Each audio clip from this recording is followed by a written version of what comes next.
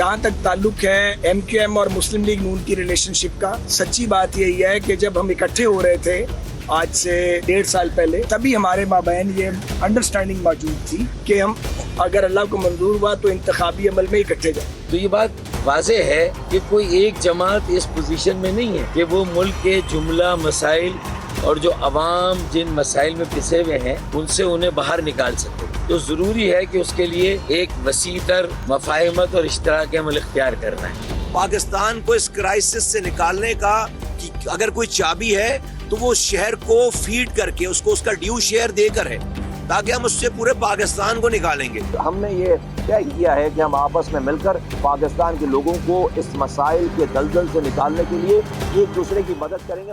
नाज़रीन, इलेक्शन से पहले बाकायदा और बाज़ाब्ता सियासत शुरू हो गई है। सियासी मंजरनामे पर एक बड़ा इत्तेहाद कायम हो गया।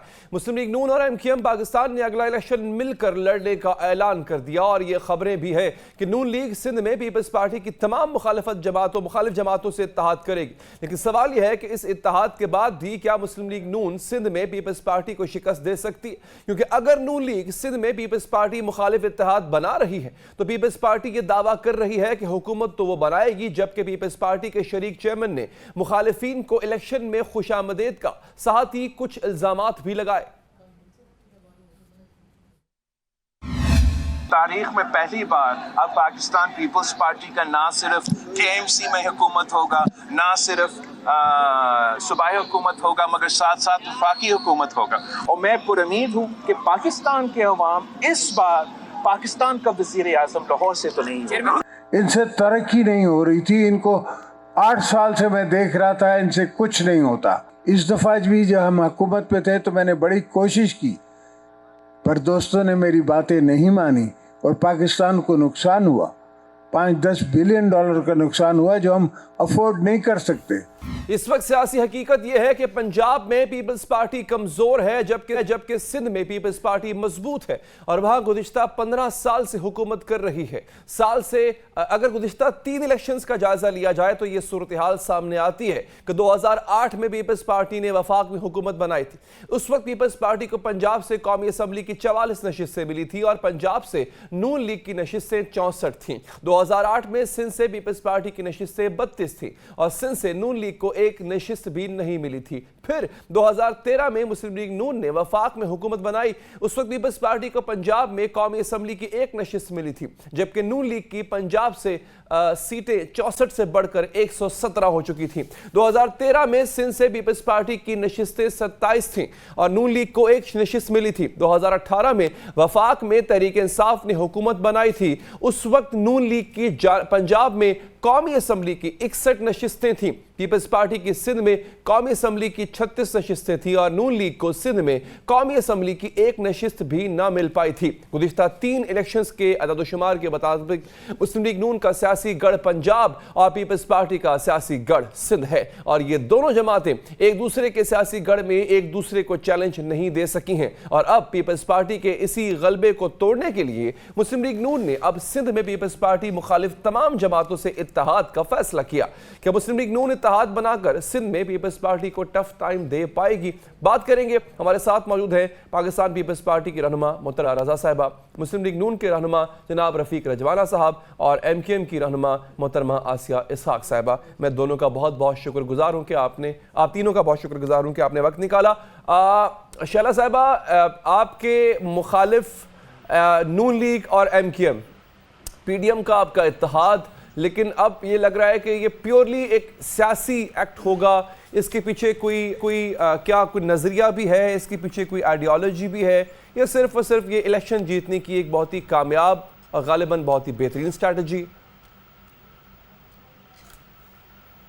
अच्छा, पहली बात तो ये है कि अली देखिए, ये पॉलिटिकल पार्टीज का राइट है जी कि वो इलेक्शन से पहले अगर किसी पार्टी के साथ मिलती हैं और अपना एक लाहे अमल बनाती हैं या इलेक्शन के बाद जो है वो एक वर्किंग रिलेशनशिप करती हैं, तो ये इत्तेहाद है। लेकिन ये कहना कि ये नया हो रहा है, ये गलत है।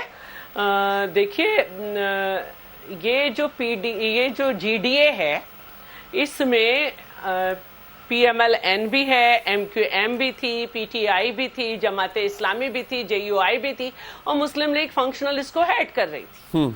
یہ اس طرح گرینڈ ڈیموکریٹک الائنس تھا. تو یہ کوئی نئی بات نہیں ہے کہ یہ ایک اتحاد بن رہا ہے, یہ پہلے بھی اتحاد تھا, 2018 میں بھی یہ تھا, اور اس سے پہلے اس کا نام GDA نہیں تھا, کسی اور فارم میں تھا. تو اب صرف یہ ہوا ہے کہ کراچی اور حیدرآباد کی شہری سطح پر جو ہے وہ ایک مزید جو ہے یہ اتحاد دیکھنے میں آیا ہے کہ MQM اور PMLN جو ہے وہ سیٹ ٹو سیٹ لڑے گی, اور 6 ان کے لوگ جو ہیں اس کو باقاعدہ وہ کریں گے. تو یہ کوئی اس سطح پر ہاں یہ کوئی ایسی بات نہیں تھی. پہلے بھی یہ سب پارٹ ہیں پورے ملک میں. یہ جیسے لاہور میں پنجاب میں اور دوسرے صوبوں میں PTI اور نون لیگ کا مقابلہ تھا, اور جماعت اسلامی کا اور مختلف پارٹیز کا مقابلہ تھا. کراچی حیدرآباد میں PTI اور MQM کا مقابلہ تھا. لیکن دیہی سندھ میں حیدرآباد سے جب آگے جاتے ہیں تو یہ ساری پارٹی جو ہیں وہ GDA کا حصہ تھی اور ہم سے مقابلہ تھا. لیکن آپ اب یہ کیونکہ کراچی صاحبہ اتنا لائٹ لے رہی ہیں, یہ 2 بڑی جماعتیں ہیں جو اتحاد کر چکی ہیں آپ کے خلاف, آپ کو کوئی اس سے کوئی ڈر نہیں ہے؟ پہلے بھی علی, پہلے PTI بھی اس میں تھی. اب ان کا صرف کراچی اور حیدرآباد پہ ایک الگ معاہدہ ہے, اور باقی یہ GDA کا حصہ ہوں گے, اور یا ہو سکتا ہے کہ پھر پوری GDA مل کر یہ کر لے, لیکن ہمیں مسئلہ نہیں ہے اس پہ, اور جو انہوں نے کیا وہ ان کا رائٹ ہے. چلیں ٹھیک ہے. رجوانہ صاحب, سر کیوں آپ ایک دوسرے کی ڈومین میں تو پہلے نہیں جاتے تھے؟ پنجاب میں وہ آپ کو چیلنج نہیں کرتے تھے, سندھ میں آپ ان کو نہیں کرتے تھے. What's the difference this time؟ ایسا نہیں تھا.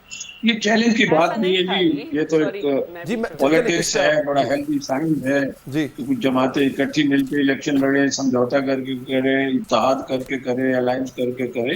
اس میں کوئی ایسی بات نہیں ہے. خدا نہ خواستہ تمام سیاسی جماعتیں محب وطن ہیں, تمام سیاسی جماعتیں پاکستان کی خدمت کرنا چاہتی ہیں. مگر ایک بات میں واضح کر دوں کہ اب جو آنے والا الیکشن ہے وہ سابقہ الیکشن سے بہت مختلف اس لیے ہوگا کہ پاکستان کو اس وقت بہت سے چیلنجز درپیش ہیں. میں یہ سمجھتا ہوں کہ ہمارا جو بھی یہ مقابلہ ہوگا یا الیکشن میں اتحاد بنیں گے, ہمیں یہ ساری چیزیں الیکشن کی حد تک رکھنی چاہیے, اور کوئی اختلافی بیان یا الزام تراشی نہیں کرنی چاہیے, نہ ہی کوئی چیلنج دینا چاہیے, نہ ہی کوئی چیلنج ہے. چیلنج تو یہ عوام کے لیے ہے کہ وہ کس کو ووٹ دیتے ہیں اور کس کی حکومت بنواتے ہیں. تو میں یہ سمجھتا ہوں کہ حکومت سازی جو ہے وہ پرائیورٹی اپنی جگہ پہ ہوگی, مگر اس وقت حکومت کی بجائے ملک کی خدمت کرنا بہت ضروری ہے. چاہے کوئی اپوزیشن میں بیٹھے, چاہے کوئی اقلیت میں سیٹیں لے کے آئے, مینس کے تھوڑی سیٹیں لے کے آئے, یا کوئی اکثریتی جماعت ہو یا اکثریتی اتحاد ہو. The basic principle is to be settled کہ all have to serve the nation, اور تمام پارٹیوں نے مل کر ملک کی خدمت کرنی ہے. الیکشن کی حد تک اختلافات تو نہیں, بلکہ اپنا ہر کسی نے قسمت آزمانی ہے, میدان میں جانا ہے. اور میں یہ گزارش کروں گا کہ الیکشن تک ہمیں کوئی اختلافی بیان نہیں دینے چاہیے. اس کے بعد جس طرح کے حالات ہو مل جل کے کام کرنا چاہیے, پاکستان کو چلانا چاہیے. It's a very positive spirit Rajwana صاحب, لیکن الیکشن قریب آنے دیں سر. تو آپ سے مراد یہ کہ جو آپ مخالف ایک دوسرے کی جماعتیں ہیں, آپ ہی بیان دے رہے ہوں گے, اس کو ہم کوٹ کرے ہوں گے. آسیہ صاحبہ آپ کا بھی شکریہ. میم یہ بتائیے گا کہ شہری سندھ میں تو MQM کو کبھی ضرورت نہیں پڑی کسی کی, مطلب شہری سندھ ایک ایسی کانسٹیچوئنسی ہے جہاں پہ MQM کو کبھی ضرورت نہیں پڑی کہ وہ کسی کا سہارا لے یا کسی کے ساتھ اتحاد کرے. اب کی بار کیوں, اور نون لیگ کیوں؟ بہت بہت شکریہ علی, اور یہ بہت اچھا آپ کا سوال ہے. وجہ یہ ہے کہ آپ کو پتہ ہے کہ 2023 کی جنوری میں MQM کے اندر مرجر ہوا ہے, اور اس مرجر کے بعد اچھا آسیہ صاحبہ کی آواز نہیں جا رہی, شعلہ صاحبہ کو پلیز ذرا فکس کیجیے گا. جی سوری آسیہ صاحبہ, پلیز کنٹینیو کیجیے گا. جی ہاں, 2023 جنوری کے اندر یہ مرجر ہوا ہے, اور اس مرجر کے بعد یہ جو MQM ہے اس نے یہ فیصلہ کیا تھا کہ اب MQM جو ہے وہ 3 کانسٹیٹیوشنل امینڈمنٹ چاہتی ہے, اور 3 کانسٹیٹیوشنل امینڈمنٹ کے لیے ہمیں ضرورت ہے اس پارٹی کی یا اس سسٹم کی جو مرکز کے اندر یہ 3 کانسٹیٹیوشنل امینڈمنٹ کروا دیں. اور وہ 3 کانسٹیٹیوشنل امینڈمنٹ کیا ہے؟ وہ یہ ہے کہ 18ویں ترمیم کے بعد جس طریقے سے اس 18ویں ترمیم کا بلیٹنٹ استعمال ہوا ہے سندھ کے اندر پچھلے 15 سالوں کے اندر، اور اس کی وجہ سے تمام اختیارات اور وسائل جو ہیں وہ چیف منسٹر ہاؤس میں آ کے پارک ہو جاتے تھے. ہماری یہ کانسٹیٹیوشنل امینڈمنٹ ہے کہ جس طریقے سے پرائم منسٹر کے، گورنرز کے، پریزیڈنٹ کے، تمام کے جو آفیسز ہیں اور ان کے جو ڈیوٹیز ہیں، رولز جو ہیں وہ ڈیفائن ہے کانسٹیٹیوشن میں. اسی طریقے سے لوکل باڈیز جو جمہوریت کی پہلی سیڑھی ہے اس کے بھی جو باڈیز ہیں ان کا رول ڈیفائن کر دیا جائے، ان کے آفیسز لکھ دیے جائیں. سیکنڈلی ہماری کانسٹیٹیوشنل امینڈمنٹ یہ ہے کہ جس طریقے سے نیشنل فائنانس کمیشن اور ڈویزبل پول جو ہے اس کا کے پیسے آ کے پارک ہو جاتے ہیں، وہ ڈائریکٹ مرکز سے ڈسٹرکٹس اور ڈویژن تک آ جائیں. دیکھیں اس بات کو سمجھنا بہت ضروری ہے کہ کراچی جو پاکستان کے ریونیو کا آلموسٹ 60% دیتا ہے، آپ کو پاکستان کو آئی ایم ایف اس بحران سے اکنامک کرائسس سے نہیں نکالتا. آپ نے پوائنٹ اسٹیبلش کر دیا کہ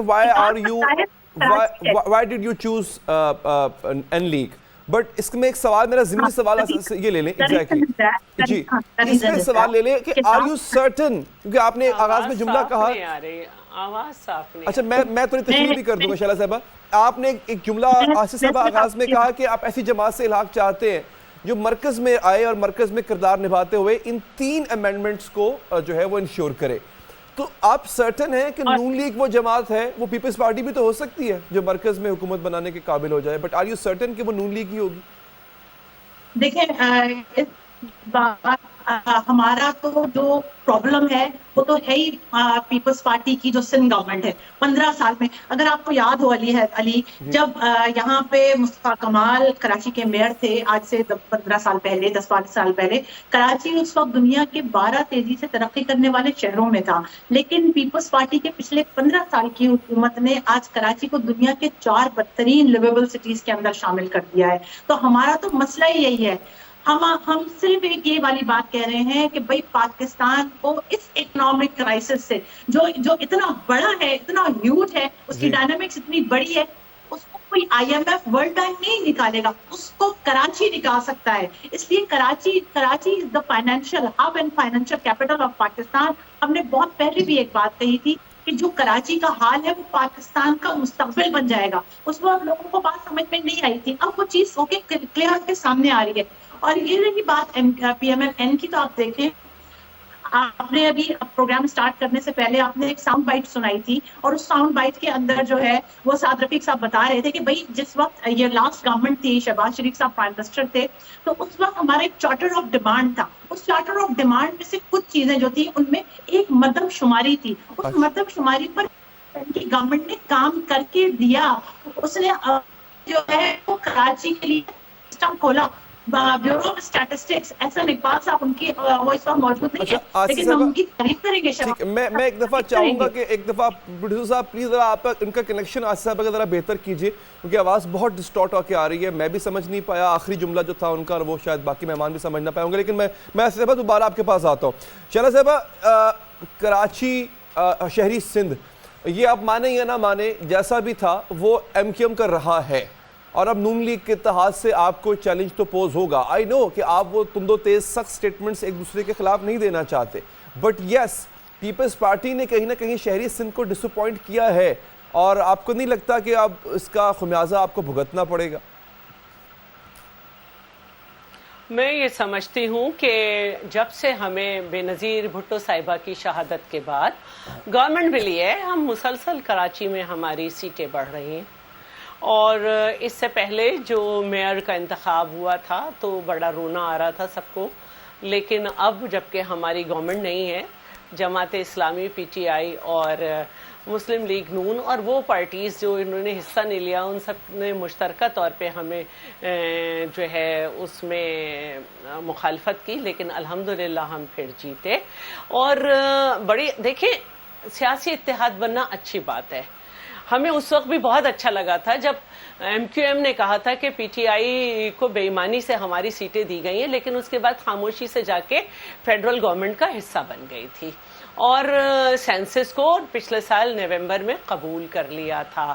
لیکن پھر ہم نے شور مچایا اور یہ سینسس جو ہیں یہ دوبارہ ہوئے اور الحمدللہ بہتر ہے. اب بات اتنی سی ہے کہ بالکل ہم 15 سال سے ہیں.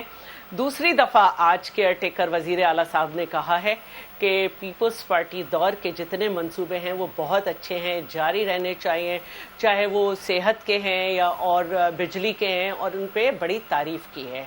میں یہ سمجھتی ہوں کہ اس وقت ڈسٹرکٹ سینٹرل میں اتنے منصوبے ہیں اور جن پہ عمل ہو رہا ہے کہ اس سے پہلے کبھی ڈسٹرکٹ سینٹرل میں اتنا ڈیولپمنٹ کا کام نہیں ہوا.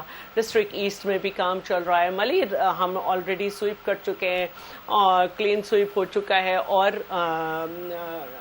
ویسٹ بھی. تو بات اتنی ہے کہ ابھی یہ PTI کے ساتھ تھے تو فیڈرل کے جتنے منصوبے تھے خاص طور پر کراچی اور حیدرآباد کے بھی اور باقی دیہی سندھ کے بھی، ان کو انہوں نے ختم کر کے ان کو 15-15 کروڑ روپے دے دیے تھے. انہوں نے کوئی آواز نہیں نکالی. یہ جو لوکل گورنمنٹ کا الیکشن ہوا اس کے لا کو جو ہے آئین کے مطابق اگر یہ غلط تھا تو اس کو یہ چیلنج کر سکتے تھے. اس کو چیلنج نہیں کیا. آئین میں یہ درج ہے کہ اپنے صوبے کا لوکل گورنمنٹ کا جو آئین قانون ہے وہ صوبائی حکومتیں بنائیں، اور جو باقی چیزیں ہیں کبھی بھی یہ ہر فیڈرل گورنمنٹ کا حصہ ہوتے ہیں، لیکن یہ کبھی یہ بات نہیں کرتے کہ فیڈرل ٹرانسفرز جو ہمیں ہوتے ہیں وہ ہمیں کم کیوں مل رہے ہیں. عمران نے ایک پائی نہیں دی ہمیں. یہ بڑی مشکل سے آخر میں موشن آف نو کانفیڈنس پہ ہماری زرداری صاحب کی ضمانت پر آئے. ایک پائی عمران نے نہیں لگائی. PTI نے جو ہے وہ کراچی میں نون لیگ کی حکومت تھی. K4 پہ ہم بلینز میں پیسے اماؤنٹ رکھتے تھے، وہ ملین میں. S3 کو PTI نے بالکل کہہ دیا کہ ہم اسے دیکھیں گے نہیں، یہ کچھ نہیں بولے. میٹرو کا جو منصوبہ ہے وہ سندھ میں انتہائی چھوٹا تھا، یہ کچھ نہیں بولے. وہ مکمل نہیں ہوا، بڑی مشکل رہی، یہ کچھ نہیں بولے. تو دیکھیں یہ باتیں ابھی ہم نے بڑے آگے کرنی ہیں. ابھی جو اصل بات ہے وہ یہ بات نہیں ہو رہی ہے کہ آپ نے کیوں جوائن کیا. ابھی اصل بات یہ ہے کہ یہ انہوں نے اپنا رائٹ استعمال کیا ہے. ٹھیک ہے، وہ آپ کا بھی رائٹ ہے، وہ ان کا بھی رائٹ ہے، وہ نون لیگ کا بھی رائٹ. ایگزیکٹلی. لیکن اگر ہم اسپیسیفکلی بات کریں، دیکھیں آئی نو آپ کی مجبوریاں ہوں گی. there must be hurdles, there must be problems that you might have faced, but and result کیا نکلا ہے 10-15 سالوں کے اندر؟ اگر آج آپ ایک کراچی والے سے ووٹ مانگنے جاتے ہیں، آپ ان کو کیا بتائیں گے کہ ہم آپ کو پانی نہیں دے سکے، ہماری یہ مجبوریاں تھیں، ہم آپ کو ٹرانسپورٹ نہیں دے سکے، ہماری یہ مجبوریاں تھیں. کراچی والے ہمیں ووٹ دے رہے ہیں علی، کراچی والے ہمیں ووٹ دے رہے ہیں کیونکہ وہاں پہ اب کوئی ٹھپا مافیا نہیں ہے. کراچی والوں کو ہم نے بہترین صحت کے ادارے دیے ہیں، کراچی والوں کو ہم نے روڈ انفراسٹرکچر دیا ہے، کراچی والوں کو ہم نے سالڈ ویسٹ دے کے کچھ بہتری کی ہے. کراچی کو 100 میگا واٹ بجلی مل رہی ہے نوری آباد سے. ایسا نہیں ہے کہ کراچی کو بڑا انہوں نے ابھی یاد کیا. کراچی کو جب ہم نے سنبھالا دنیا کے خطرناک ترین شہروں میں 6 نمبر پہ تھا، آج 130 نمبر پر ہے. بہتری ہے کراچی میں. آج کراچی میں بھتہ نہیں لیتا کوئی. آج کراچی میں بوریوں میں لاشیں نہیں ملتی. آج کراچی میں نالوں کے اندر رضائیاں اور سیمنٹ کی بوریاں نہیں ڈالی جاتی. آج کراچی میں ہم نے لیکن پانی بھی تو نہیں ملتا نا شہلا صاحبہ، پانی بھی نہیں ملتا. دیکھیں پانی جو آبادی ہے جو تمام صوبوں سے انفلکس ہے، پانی کوئی میں تو نہیں بنا رہی. پانی جو ہے جہاں سے آ رہا ہے مجھے اس کے حساب سے ڈسٹریبیوشن ہے. جو کراچی کی آبادی ہے اس میں میں نے تو نہیں آکسیجن اور ہائیڈروجن کے مالیکیول ملانے. شہلا صاحبہ اویلیبل پانی ہے ہائیڈروجن کے جو پانی ہے وہ مجھے اویلیبل ہے. ریسورسز ہمیشہ ہاں مجھے معلوم ہے H2 ہے H2O ہے اس کا فارمولا مجھے معلوم ہے کہ ہاں میں ذرا باتوں میں وہ گئی تھی. اللہ کرے وہ سائنس بھی آ جائے ہمارے پاس کہ ہم H2O سے پانی بنا کے عوام کو دیں. میں نہیں کہہ سکتی کہ میں یہ نہیں کہہ سکتی کہ ہرے درخت رات کو آکسیجن دیتے. تو میں یہ کہنا چاہ رہی ہوں کہ ریسورسز ہمیشہ محدود ہوتی ہیں اور وقت کے ساتھ کم ہوتی چلی جاتی ہیں. اس پہ اس بات سے تو انکار نہیں کر سکتے. نہ MQM انکار کر سکتی نہ کچھ کر سکتی کہ تمام صوبوں سے زیادہ انفلیکس روزانہ کی بنیاد پہ سندھ میں ہو رہا ہے. اسپیشلی کراچی میں. اچھا کراچی کے ریسورسز ہے نا, اس کو آپ کی بات آپ نے جو اسٹیٹسٹکس دی وہ بالکل ٹھیک ہوگی. میں ذرا باقی آواز اٹھائے, صرف فیڈرل گورنمنٹ کا حصہ نہیں بنے. نہیں, وہ تو ناز نخرے بھی اٹھا چکی ہے آپ کے, خالی آواز کیا اٹھائے شیلا صاحبہ, وہ تو آپ کے ناز نخرے بھی اٹھا چکی پیپلز پارٹی کے. میری بات سنیں, نہیں بالکل نہیں اٹھائے, ہم نے اٹھائے. ہم 2000. اچھا میں رجوانہ صاحب بڑی دیر سے خاموش بیٹھے ہیں, میں ذرا ان سے بھی سوال کر لوں, مجھے ایک نمبر دیجیے گا. اپنا جملہ کہہ کے نہیں ہٹا کرے. ہم ہمیشہ سمپل میجورٹی میں آ رہے ہیں, لیکن ہم ان کو ساتھ لے کے چلتے اور لے کے چلنا چاہیے. ہمیں کام کرنا ہے.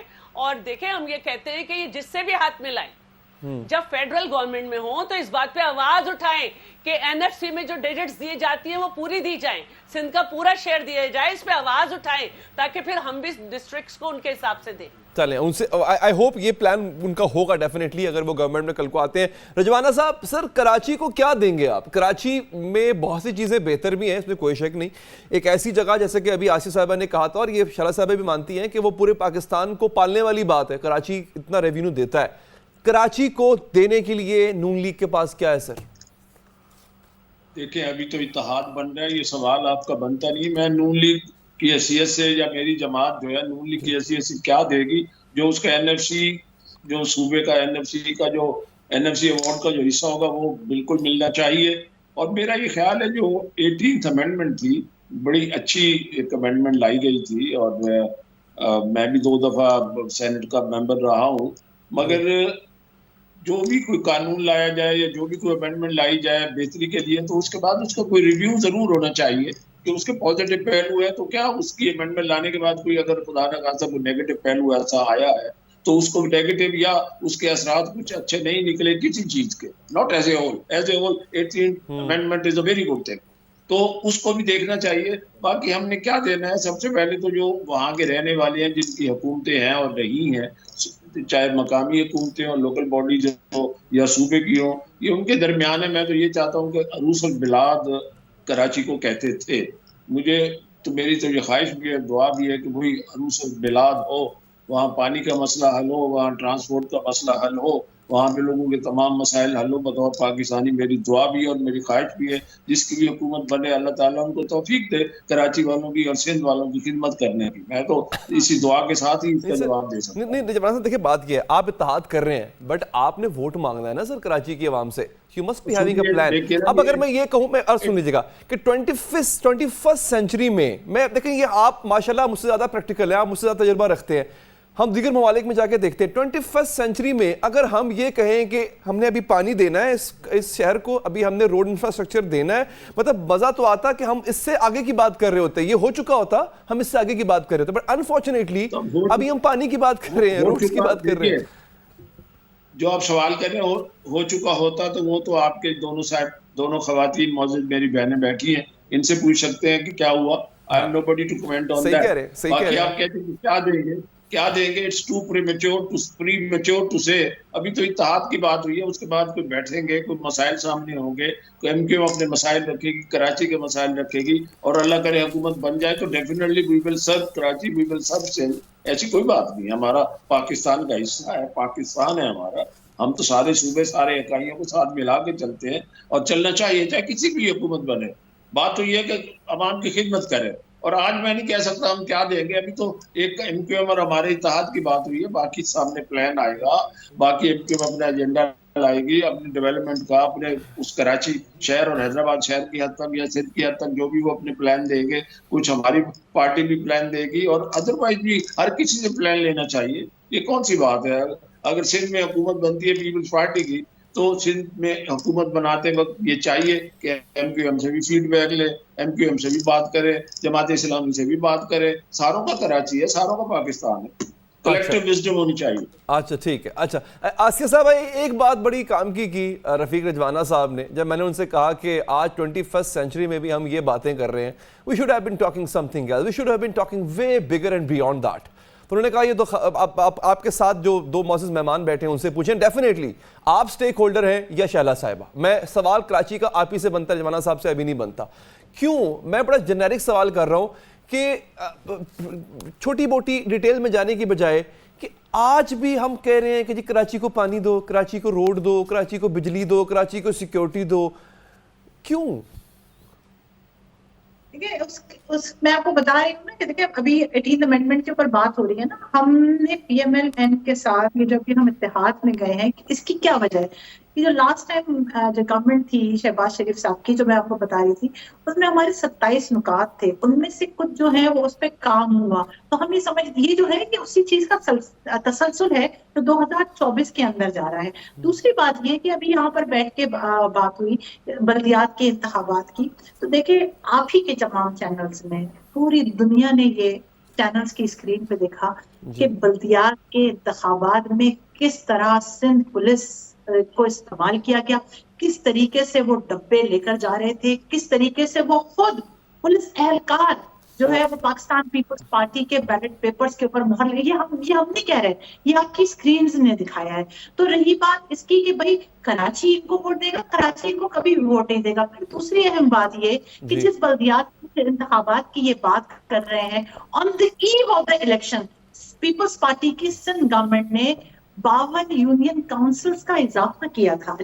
اچھا 52 یونین کاؤنسلز کے اضافے کے بعد جو پرانی ڈیلیمیٹیشنز تھی that become null and void. So how can Pakistan People's Party and other political party they went into the election? اور میں آپ کو یہ آج آپ کے پروگرام سے میں بتا رہی ہوں، جس دن متحدہ موومنٹ پاکستان عدالت چلی گئی اس بلدیات کے انتخابات کے اوپر، تو یہ بلدیات یہ ساری خوشیاں بھی بہت عارضی رہ جائیں گی۔ اور ہم یہ جو بات کر رہے ہیں، ہم یہ تو جائیں، یہ آسیہ صاحبہ کی آواز کو کیا ہو گیا؟ اچھا جی شارہ صاحبہ آپ ہی اس کا جواب دے دیں، وہ کہتے ہیں ان کی آواز کٹ گئی تھی۔ دیکھیے بات یہ ہے کہ 1965 کے بعد سے کراچی کو دو لائنوں کے ذریعے پانی دیا جاتا تھا۔ تیسری لائن محترمہ بے نظیر بھٹو نے دی، چوتھی لائن کسی نے نہیں دی۔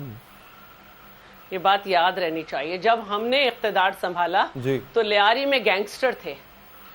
پاکستان بننے کے بعد صرف ایک جرنل یونیورسٹی تھی کراچی میں، ہم نے لیاری کو جرنل یونیورسٹی بھی دی اور میڈیکل کالج بھی دیا، 1500 ڈاکٹر نکل چکے ہیں اس میں سے، اور ایس ایم لاء کالج کو ہم نے یونیورسٹی کا درجہ دیا، ہم نے سندھ مدرسۃ الاسلام کو یونیورسٹی کا درجہ دیا، کامکس کو ہم نے یونیورسٹی کا درجہ دیا۔ تو یہ ایسی بات نہیں ہے کہ کراچی میں کام نہیں ہوا۔ صحت میں آپ دیکھیے کہ روبوٹک جو ہے سرجریز ہو رہی ہیں، سائبر نائف ایشیا کے 17 ممالک میں ہمارے پاس کراچی میں 2 سائبر نائف ہیں، تیسرے کو ہم لے کر آ رہے ہیں۔ تو یہ ساری باتیں ہیں۔ ایس آئی یو ٹی کو ہم اتنی بڑی گرانٹ دیتے ہیں اور انڈس کو ہم اتنی بڑی گرانٹ دیتے ہیں، یہ اسی طرح چلتا ہے۔ اور میں یہ سمجھتی ہوں کہ اگر کوئی بھی چیز آپ عدالت میں لے کے جانا چاہتے ہیں آپ لے جائیں۔ ہمیں تو معلوم ہے نا کہ ہم کیا کر رہے ہیں۔ ہم اتنے اگر بےمانی کرنے والے لوگ ہوتے تو ڈسٹرکٹ سینٹرل اور ڈسٹرکٹ ایسٹ میں پھر ہم نے وہ رزلٹ کیوں رہنے دیا جو ہمارے حق میں نہیں ہے۔ اس میں جماعت جیتی، اس میں پی ٹی آئی جیتی، اور پرسوں بھی پی ٹی آئی بھی جیتی، جماعت بھی جیتی۔ اور میں یہ سمجھتی ہوں کہ ہمیں جو ہے وہ کراچی کا جو انفراسٹرکچر ہے، جتنے ہم نے فلائی اوورز بنائے ہیں، جتنے ہم نے بہتری کی ہے، اس کو تو اب سب کو نظر آ رہا ہے۔ اب آنکھوں میں انگلیاں ڈال کے اگر بیٹھ جائیں گے جو ہم نے اس وقت کام کیا ہے، اتنی بارشیں ہوئی اس کو ہم نے کیسے سنبھالا، تو یہ کوئی چھوٹی بات نہیں ہے۔ رائٹ شالہ صاحب آپ کا بہت بہت شکریہ، آپ نے پروگرام کے لیے وقت نکالا۔ رجوانہ صاحب آپ کا بھی بہت بہت شکریہ کہ آپ نے وقت۔ آسیہ صاحبہ آپ کا بہت شکریہ کہ آپ نے وقت نکالا۔ آگے بڑھتے ہیں ناظرین، حماس کے حملے اور اسرائیل کی غزہ کے خلاف جنگ کو آج 1 ماہ مکمل ہو چکا، اور اب اسرائیل کا اصلی اور خوفناک منصوبہ بھی سامنے آ چکا ہے۔ اسرائیلی وزیر اعظم نے غزہ کی پٹی پر قبضے کا منصوبہ بنا لیا۔ اسرائیل بار بار کہہ چکا ہے کہ وہ یرغمالیوں کی رہائی تک جنگ بندی نہیں کرے گا۔ اب سے کچھ دیر پہلے حماس کا اعلان سامنے آیا ہے۔ حماس کے القسام بریگیڈ نے اعلان کیا ہے کہ اگر اسرائیل بمباری روکے تو وہ یرغمالی رہا کرنے کے لیے تیار، لیکن اب نیتن یاہو نے ایک انٹرویو میں کہا ہے کہ حماس کے ساتھ جنگ کے بعد اسرائیل غیر معینہ مدت تک غزہ پٹی کی ذمہ داری سنبھال لے گا۔ اسرائیلی وزیر اعظم کی اس بات کا واضح مطلب یہ ہے کہ جنگ بندی ہو بھی گئی تو اسرائیل اپنے تسلط کا دائرہ غزہ تک پھیلا دے گا۔ اس وقت غزہ اسرائیل کی وحشیانہ بمباری کے نشانے پر ہے۔ اب تک 10,000 سے زائد فلسطینی شہید ہو چکے ہیں، 20,000 سے زائد زخمی ہیں۔ نصر میڈیکل کمپلیکس، القدس اور کمال عدوون ہسپتال کے نزدیک بھی حملے کیے گئے۔ اسرائیل نے بچوں کا اسپتال بھی خالی کرنے کے لیے دھمکی دے دی ہے۔ وہاں 70 بچے زیر علاج ہیں اور 1,000 بے گھر فلسطینیوں نے پناہ لے رکھی ہے۔ غزہ میں بسنے والے 23 لاکھ افراد پانی، خوراک اور ایندھن کی کمی کا شکار ہیں۔ اقوام متحدہ کوئی بھی کردار ادا کرنے میں ناکام۔ سلامتی کونسل کا ایک اور اجلاس بے نتیجہ ختم ہو چکا ہے۔ غزہ پر جنگ بندی سے متعلق قرارداد منظور نہ ہو سکی۔ اقوام متحدہ کے سیکرٹری جنرل کہتے ہیں غزہ بچوں کا قبرستان بن رہا ہے۔ اقوام متحدہ نے بھی جنگ بندی پر زور دیا ہے، لیکن اسرائیل غزہ پر قبضے کے عزائم پورے ہونے تک جنگ بندی پر آمادہ نظر نہیں آتا۔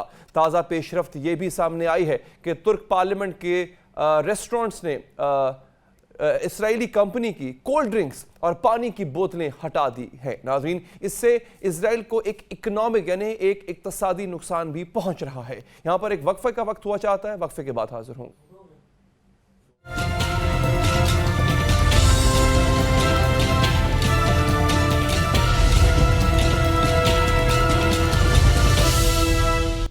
ناظرین، عالمگیر وبا کورونا میں ٹھہراؤ کے بعد کانگو وائرس نے خطرے کی گھنٹی بجا دی ہے اور بلوچستان میں جان لیوا مرض سنگین رخ اختیار کر گیا۔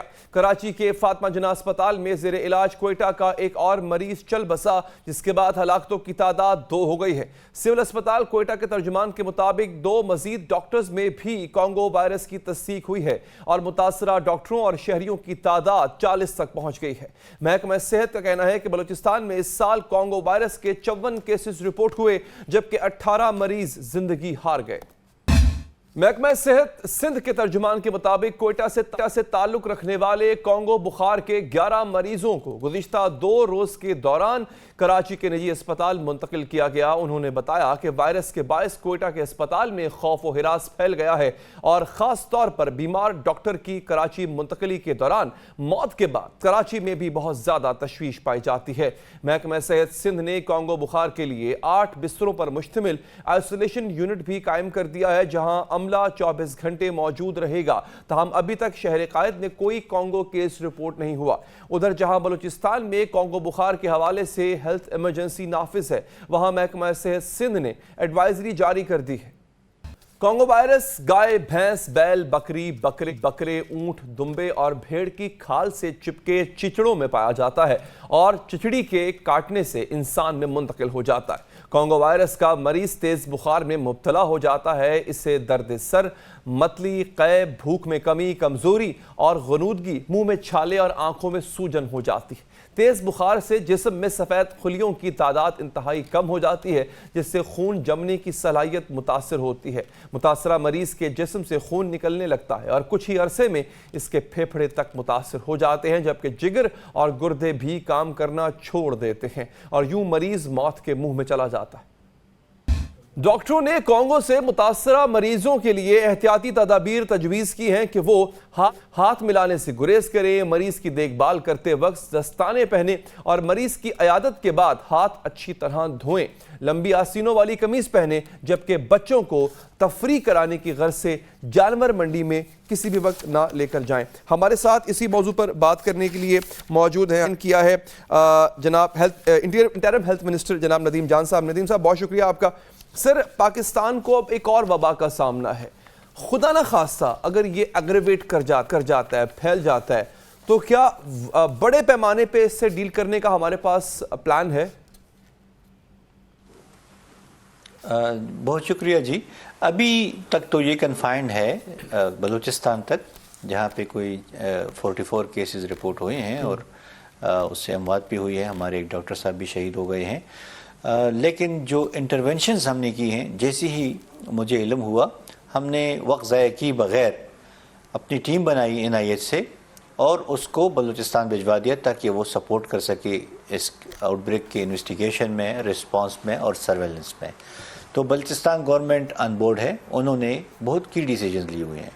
ایک تو یہ ہے کہ انہوں نے ایک نیشنل ہیلتھ ایمرجنسی ڈکلیئر کی ہے جو کہ بڑی خوشائند بات ہے اور یہ اس کی سگنیفیکنس کو ظاہر کرتی ہے کہ وہ کتنی سیریس ہے. دوسرے انہوں نے اسپریئنگ کا حکم جاری کیا ہے کہ جو مال مویشی ہیں اس کو انسیکٹیسائڈل اسپرے کیا جائے تاکہ جو بگز ہیں یہ مر جائیں اور یہ آبادی کو منتقل نہ ہو جائے. تیسری جو انہوں نے بہت بڑی پیش رفت دکھائی ہے وہ سیل کیے ہیں وہ ہاسپٹل کو جہاں پہ انفیکشن ہو رہا تھا اور مذبح خانے جو ہیں وہ شفٹ کیے ہیں شہر سے بہت دور. تو یہ پریونٹیو اسٹیپس ہے. لیکن اس کے ساتھ ساتھ مزید جو کرنے کی ضرورت ہے وہ یہ ہے کہ ہم پی پی ایز جو پرسنل پروٹیکٹیو ایکوپمنٹس ہیں جیسے دستانے ہو گئے, گاؤنز ہو گئے, ماسک ہو گئے, وہ تمام ہیلتھ ورکرز کو ہم پہنچائیں اور وہ پہنیں, خاص کر کے وہ جو کہ تیمارداری کر رہے ہیں, علاج کر رہے ہیں ان پیشنٹس کا جو سسپیکٹڈ ہے یا کنفرم کیسز ہے. تو اس سے اس کے پھیلاؤ میں کمی آ جائے گی اور انشاءاللہ کنٹرول ہو جائے گی. لیکن اس کے ساتھ ساتھ پبلک اویئرنیس کا بہت بڑا رول ہے, جو کہ آپ لوگ میڈیا کی وساطت سے اس کو پھیلا سکتے ہیں کہ لوگ اویئر ہوں کہ یہ کیسے پھیلتی ہے. یہ جو بچرز ہوتے ہیں وہ میٹ کو یا بلڈ کے ساتھ یا جو بھی کوئی ان کانٹیکٹ ہو جاتا ہے اور ادھر اگر یہ وائرس موجود ہے کیٹل میں یا شیپ میں یا گوٹ میں تو وہ منتقل ہو جاتا ہے.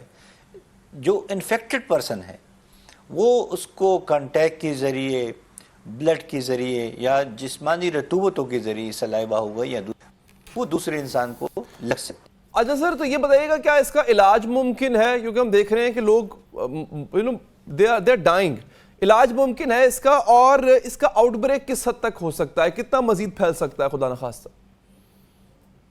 اچھا, یہ ویکسین تو موجود نہیں ہے ابھی, تو احتیاط ہی سب سے بیسٹ تدبیر ہے اور وہ اسی کے ذریعے ہی کنٹرول ہو سکتی ہے. ابھی اسکیل آف دا پرابلم جو نظر آ رہا ہے, جو رپورٹڈ کیسز ہیں وہ کنفائنڈ ہے, وہ زیادہ سپوریڈک نہیں ہے. لیکن ساتھ ساتھ ہم نے پروونسز کو الرٹ کیا ہوا ہے کہ باقی پروونسز ایکٹیو سرویلنس میں جائیں اور وہ دیکھیں کہ کہیں ایسا نہ ہو کہ انفیکشن سپریڈ کر گیا ہو. تو اس پہ بھی ہم کام کر رہے ہیں.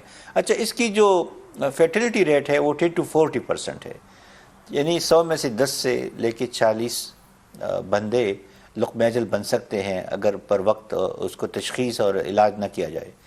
تو یہ فیٹل تو ضرور ہے, خطرناک ہے, اور احتیاط ہی اس کا مکمل علاج بھی ہے کیونکہ ویکسین اویلیبل نہیں ہے. پھر جب انفیکشن ہو جاتی ہے تو وہ سمٹومیٹک ٹریٹمنٹ بھی ہے, پھر کچھ پیلیٹیو ٹریٹمنٹ بھی ہے, تو وہ بھی ہے. کچھ ہمارے جو انفیکٹڈ پرسنس تھے وہ ڈسچارج بھی ہو گئے ہیں صحتیاب ہو کے, اور کچھ لقمہ اجل بھی بن گئے ہیں. تو scale of the problem as of now it's confined Balochistan میں خاص جگہ پہ, اور ان کی طرف سے جو ہمیں یقین دہانی کرائی گئی ہے بلوچستان گورنمنٹ کی طرف سے کہ اس پہ جلد سے جلد قابو پایا جائے گا. اچھا سر, پورے ملک میں 450 جو بنیادی مراکز صحت ہیں ان کی اپگریڈیشن کی بات کی گئی ہے, ان کو بہتر کرنے کی بات کی گئی ہے, اور کہا گیا کہ 2 مہینے میں یہ منصوبہ مکمل کر لیں گے. اس کے بارے میں کچھ بتائیے گا. اچھا, یہ بالکل پاکستان کی پرائمری ہیلتھ کیئر کی تاریخ میں سب سے فاسٹسٹ اور largest primary health care intervention ہے, جس میں ہم انشاءاللہ 500 بنیادی مراکز صحت کو ریہیبلیٹیٹ کر رہے ہیں, اکوپ کر رہے ہیں, اور ان کو فنکشنلائز کر رہے ہیں کہ وہ بہتر طریقے سے صحت کی بنیادی سہولیات عوام تک پہنچا سکے.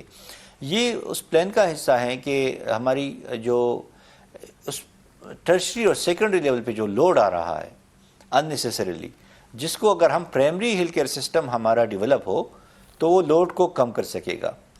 یہ جو یونیورسل ہیلتھ کوریج ہے اس کی طرف ایک مثبت قدم ہے کہ ہم پرائمری ہیلتھ کیئر سسٹم کو اتنا مضبوط کر سکیں کہ بہت ساری بیماریوں سے علاج, بچاؤ وہ ادھر ہی ممکن ہے اور ممکن ہو سکے, اور وہ لوڈ بھی نہ کر سکے ہمارے سیکنڈری اور ٹرشری ہیلتھ کیئر ہاسپٹلس کو, اور اس میں وقت بھی ضائع نہ ہو. اچھا, اس میں ہم نے ڈونرز اور WHO کی تعاون سے ہم نے اس کو بالکل فری آف بجٹ رکھا ہے. پاکستان کی گورنمنٹ کا اس میں 1 روپے بھی نہیں لگے گا.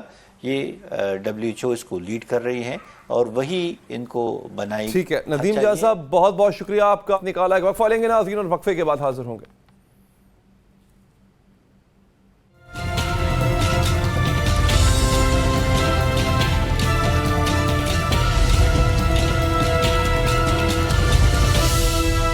ब्रेक के बाद हाज़िर नाज़रीन, निगरान वफाकी हुकूमत ने तालीमी इदारों में नशे के मकरूह धंधे के खिलाफ घेरा तंग कर दिया है और वफाकी दारुल हुकूमत के स्कूलों में और उनके आसपास मनशियात फरोख्त करने वाले मुजरमों के खिलाफ सख्त कार्रवाई करने का हुक्म दिया गया है। अबूरी वज़ीर आज़म नवाजुल हक काकड़ की ज़ेर सदारत होने वाले आला सतह के इजलास में फैसला किया गया कि तालीमी इदारों में नासूर की तरह फैले मनशियात के कारोबार को जड़ से उखाड़ फेंकने के लिए सख्त ऑपरेशन किया जाएगा। वज़ीर आज़म ने इजलास के बाद समाजी राब्ते की वेबसाइट एक्स पर ऐलान किया कि निगरान वज़ीर दाखिला सरफराज बुगटी तालीमी इदारों से मनशियात फरोशी के खात्मे के लिए ऑपरेशन की निगरानी खुद करेंगे। मुल्क के तालीमी इदारों में नशे की लत ने जोर पकड़ लिया है और ये नशे से ज़्यादा फैशन बनकर रह गया है। यही नहीं, तलबा और तालिबात तालीमी इदारों में मखलूत डांस पार्टियां सजाते, खुलेआम कश लगाते और हुजूम दर हुजूम जाते।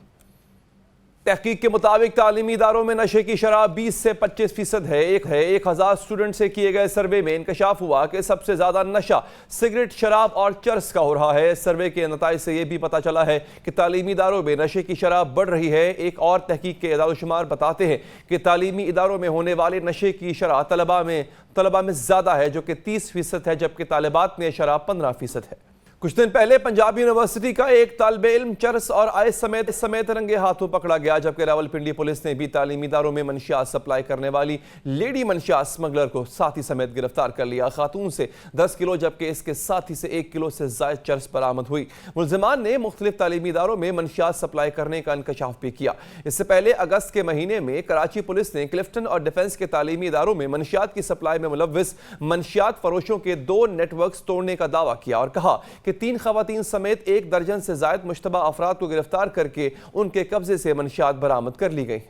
जामे पंजाब ही नहीं, इस साल जुलाई में बहावलपुर की 100 साल पुरानी और तारीखी इस्लामिया यूनिवर्सिटी में फहश वीडियो स्कैंडल के साथ साथ मनशियात का धंधा भी सामने आया। बहावलपुर की पुलिस ने दावा किया था कि यूनिवर्सिटी के chief security officer crystal ice की फरोख्त में मुलव्विस निकले, तो एक और आला ओहदेदार से भी 8 ग्राम आइस बरामद हुई। बात करेंगे इसी हवाले से। हमें ज्वाइन किया है डॉक्टर सदाकत अली बासी साहब ने, आप एडिक्शन स्पेशलिस्ट भी हैं। सर शुक्रिया आपका। वज़ीर आज़म ने बोल दिया कि मनशियात के खिलाफ जंग की जाएगी। ये जंग कितनी बड़ी होगी और जो लोग ऑलरेडी एडिक्टेड हैं उनको छुड़वाया कैसे जाएगा इस नशे से? पहली तो बुरी खबर ये है कि हमारी जितनी यूनिवर्सिटीज़ हैं, जो जितनी ज़्यादा अच्छी और वेल रिप्यूटेड यूनिवर्सिटीज़ हैं, उनमें नशे का जो रुझान है वो उतना ही ज़्यादा है। और दूसरी अच्छी खबर ये है कि इस सारी सिचुएशन को बहुत आसानी से बेहतर बनाया जा सकता है, क्योंकि यूनिवर्सिटी में लोग सारे एनरोल्ड होते हैं और पेरेंट्स के तावन से ऐसा एक सिस्टम ऑर्गेनाइज किया जा सकता है कि जो स्टूडेंट्स यूनिवर्सिटी में पढ़ते हैं उनका जो TLC कराया जाए एक ख़ास कंप्यूटराइज तरीके से, मतलब उनका यूरिन चेक किया जाए और वहाँ के जो फैकल्टीज़ हैं, जो टीचर्स हैं, उनको भी उस प्रोग्राम में शामिल किया जाए। क्योंकि ऐसी तमाम यूनिवर्सिटी में ये भी देखा गया है कि जहाँ स्टूडेंट्स ज़्यादा नशा करते हैं, एक्चुअली ये रुझानात उनको अपने टीचर्स से मिलते हैं। और जो प्राइम मिनिस्टर साहब हैं, मुझे लगता है कि उन्होंने किसी महफिल में किसी ने सवाल किया होगा तो वो गज वज के उन्होंने इस तरह की बात कर दी है, तो जाहिर बात है वो निगरान हैं, कोई लंबी पॉलिसीज वो बना नहीं सकते। और यूनिवर्सिटीज़ में से या तलबा में अगर नशे की वबा को ख़त्म करना है तो हमें वालिदैन का तावन चाहिए, जो शेम की वजह से सामने नहीं आते। यूनिवर्सिटीज़ खुद शेम की वजह से ये मानने के लिए तैयार नहीं कि उनकी यूनिवर्सिटीज़ में बहुत ज़्यादा नशे का रुझान है। और ख़ास तौर पर जो अच्छी रेपुटेशन की यूनिवर्सिटी है तालीमी एतबार से, वहाँ नशे का रुझान ना सिर्फ पाकिस्तान में बल्कि दुनिया भर में ऐसी यूनिवर्सिटीज़ जहाँ तलबा बड़ी आउटस्टैंडिंग तालीम हासिल करते हैं, वहाँ नशे का रुझान ज़्यादा होता है। और ये एक हिस्टोरिकल कल्चर है जो इस तरह डेवलप होता है कि जो लोग ज़्यादा लाइक फाइक होते हैं, ज़्यादा इंटेलिजेंट होते हैं और डिस्टिंक्शंस लेते हैं या A+ मार्क्स लेते हैं, उनके अंदर मूड और मिजाज की खराबियां ज़्यादा पैदा होती हैं और उन्हें अपने मूड को संवारने के ये जो टेम्परेरी मौके मिलते हैं नशे के ज़रिए, वो इनसे इस्तेफादा करना चाहते हैं और वो किसी किस्म की वार्निंग्स जो हैं उनको डॉक्टर साहब बहुत बहुत शुक्रिया। प्रोग्राम खत्म हो जाता है, मुझे दीजिए इजाजत, अल्लाह निगहबान।